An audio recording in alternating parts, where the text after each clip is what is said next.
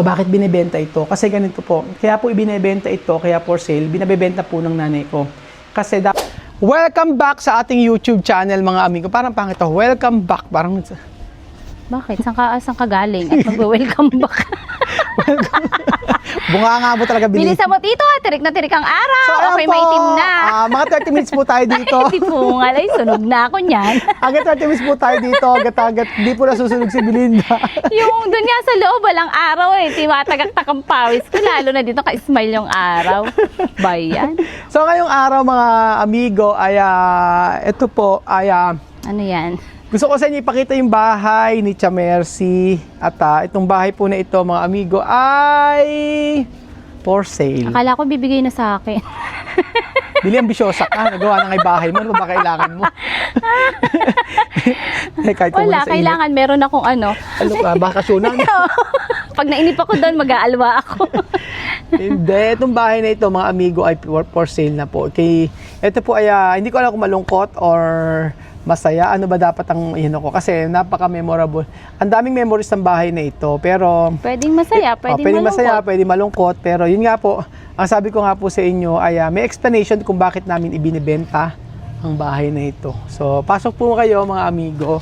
Ito po ang Pasok ating sa bahay ni pasok po kayo sa bahay ni Lola. Hindi na Opo. bahay ni Kuya. So, pagpasok niyo po dito, ay meron swimming pool. Ay, asan? Saan?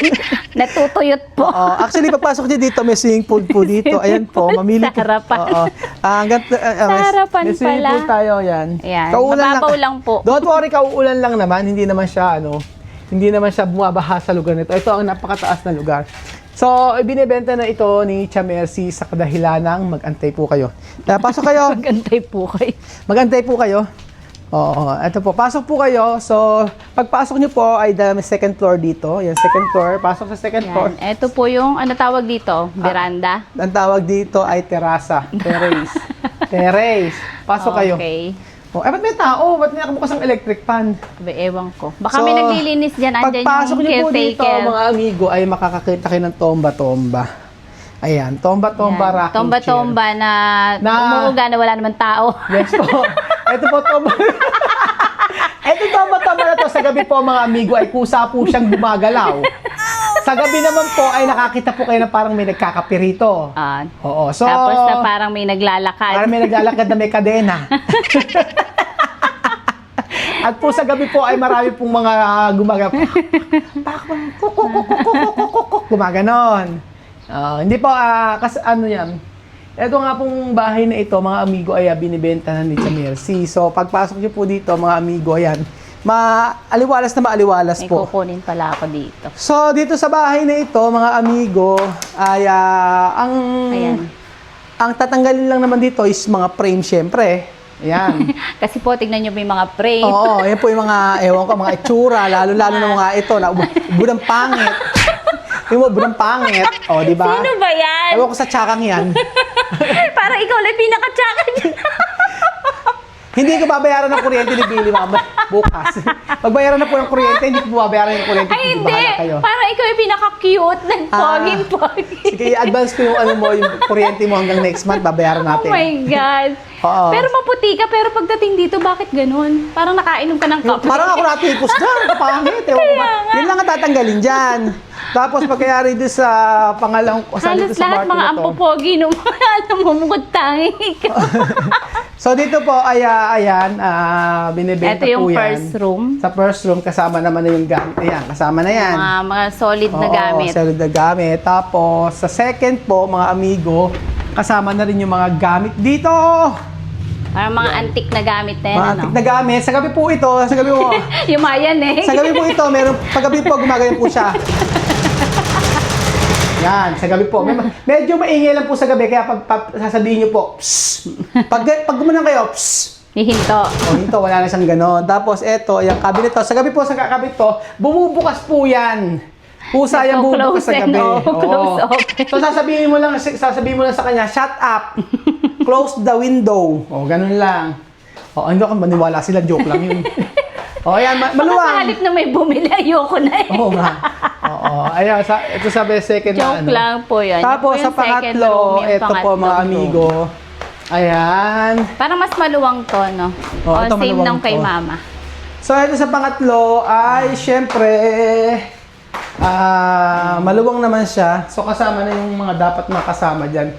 Pero yun nga po, nirenovate po siya. Nirenovate siya at kasama na yung mga, may mga pinto-pintuan na siya. Diba? Kompleto na. Binago lahat ng pintuan.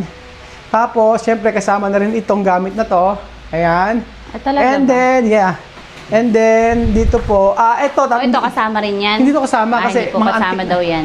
mga antique na Hindi, ano yung to cabinet nung ano niya. Hindi. Ito hindi ko alam kay mother, pero mapag-uusapan naman. Ayan. Mukhang hindi, sabi ni O, mama. kasi ito yung mga, hindi namin pwedeng ibenta to, mga antique Mga yan. antique na plato na Oo. po yan. Tsaka ito, ayan. Yan. Parang pansisling yan. Oo.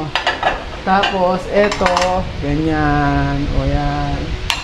Tapos, Ganyan kasi nilalabas sa handaan. tapos dito po mga amigo ay Yan, CR. CR. Okay naman CR dyan.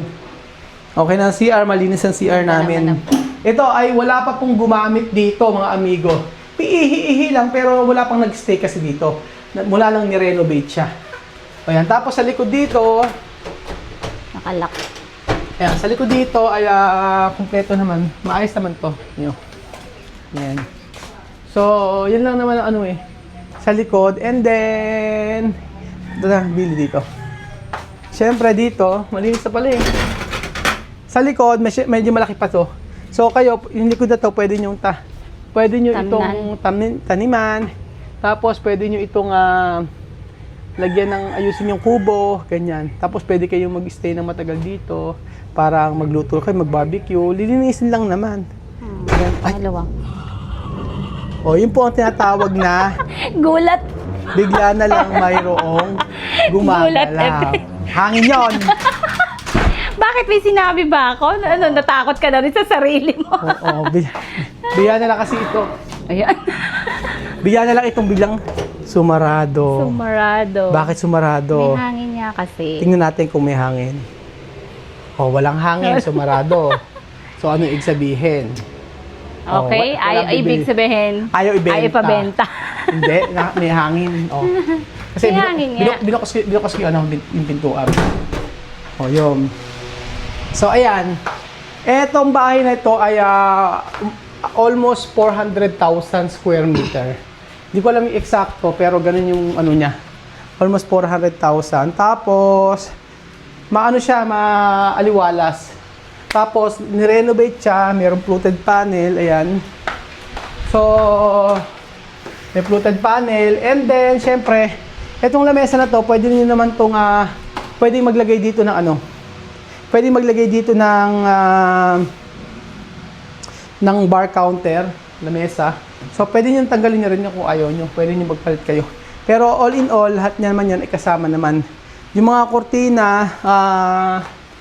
pwede bilhin na lang kayo ibang kurtina. Mas maganda kasi yung mas magandang kurtina. Pero promise, ito ay yung bahay na ito ay napaka-aliwalas. Opo, maaliwalas yung bahay na ito. Tapos, syempre, bukod sa maaliwalas ay tahimik dito. So, yung lugar po namin ay tahimik. Tapos, wala po, at subdivision po ito, wala pong dead end na po yung nasa dulo. So, kapag may problema, babalik kayo sa may harapan bago, alam niyo, ala silang tagusan dito sa daanan. So, yung harapan dito sa subdivision, doon pa rin kayo babalik kapag nagpunta kayo dito. So, tahimik, ilan lang yung mga bahayan dito sa buong subdivision. At saka, may association po dito, may presidente, ganyan. And then, pagka Christmas or basta tahimik ito. Pagka Christmas, mayroong mga ambagan para sa party. Basta mababait yung mga kapitbahay dito. Sabi ko nga dati, gusto kong mag-stay dito, kaya nga lang kasi napapagawa na tayo ng bahay doon. Yun. Ang bahay po na ito, mga amigo, ay lahat yan ni-renovate. Hanggang sa taas. Yung taas niyan, ayan, PVC na siya. Tapos yung, ito, take note, mga amigo, yung ibabaw nito, yung yero nito, bago po. Bago yung yero, tapos yung mga spandrel sa labas, bago lahat yan. Sabi ko nga sa inyo, halos na renovate lahat. Except yung sa pinakalabas lang, sa Nekubo. Yun. So, bakit binibenta ito? Kasi ganito po. Kaya po ibinebenta ito, kaya for sale, binabebenta po ng nanay ko. Kasi dapat si mama ang titira dito, sila tiya mami po ay, ang nangyari po ay hindi naman na nakarating dito. So, ang sabi ni mama, ibenta mo na lang yung bahay, itry mong i-vlog, baka sakaling may gusto. Tapos, kasi sa mga gustong lumayo sa lalo na yung mga OFW, bilhin nyo to. Actually, napakagandang bahay na ito. Kasi si mama po, doon sa lilipatan namin bahay, doon siya mag-stay para katabi niya si Princess. Ayaw din naman ni mother na mag-stay na rito kasi nga gusto niya kahit papaano meron siyang kasamang anak. Apo lang yung kasama niya. Si Princess kasi doon may bahay na sarili. So, nung pag lumipat na kami sa may bahay na pinagawa ko, si mama doon lilipat sa luma kong bahay. So, ito, reason kaya binibenta ito kasi masisira lang kapag walang nag-stay. Kaya naman po si Latcha Mame pinag-stay dito para maalagaan. Kaso wala na nga sila. Hindi naman sila pumunta rito. So, pinakamaganda, sabi ni mother, ibenta na lang para at least yung mga tao, pinabibenta nga namin sa kapitbahay. Kaso wala namang response. Yung kapitbahay talaga pwede silang bumili kasi may kaya naman sila, kaya nilang bilhin to. Kaso hindi pa naman nagre-reply. Ang sabi kasi tatanong doon sa mga anak. So, sayang naman kasi actually, kung kami daw, ang mas gusto ni mother na bumili yung kapitbahay lang. Yung mga kapitbahay dito. Kaso nga lang, wala naman response. So, hindi rin mabibili. So, sabi ni mother, para etong bahay na tumatiran, maayos, benta na lang. Kasi matanda na si mother. So, ano pang gagawin niya sa bahay na to? Wala na. Kaya ang sabi ni mother, ibenta na yung bahay na to, at least, maisinop. Kasi, kung tutuusin, may internet na, pwedeng ikabot yung internet. Wala nang babaguhin eh. Actually, wala nang babaguhin dito. Kortina lang. Tapos, ibabapping lang pala to. Pakita ko sa inyo. Ito. Ay, yung ating ibabapping lang yan. Para kumintab yung ating mga marble. So, ibabapping meaning pakikintabin lang. Yun po yun. Kaya, sabi ko nga po sa inyo, mga amigo, sa mga gustong bumili, i-message nyo lang po ako sa Pinoy in Equatorial Guinea fan page. Pinoy in Equatorial Guinea fan page para malaman nyo po ang buong detalye ng bahay na ito. So, actually, ganito yun eh. Ibebenta na to dati pa. Naka-for sale na to dati. Kaso nga lang, nasabi ko kay mama na sila tiya mami na lang kasi uuwi. Kaya wag na muna ibenta. Ngayon, hindi naman na nakauwi. So, sabi ni mama, idiretso na lang yung pagbili. Hindi ko man din ibinlag na for sale.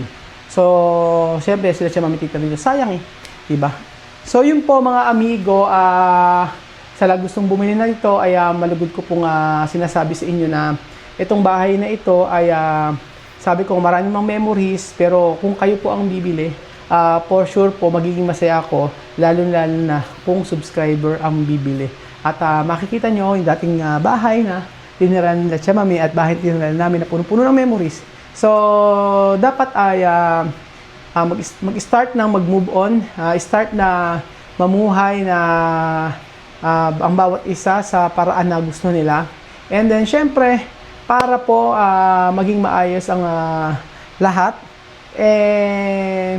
may mga bagay na dapat na kalimutan. Oo. So, ito pong bahay na ito, muli ay for sale po. At sa nais bumili, message po ako sa Pinoy in Equatorial Guinea sa Facebook po para po sa ibang mga detalye.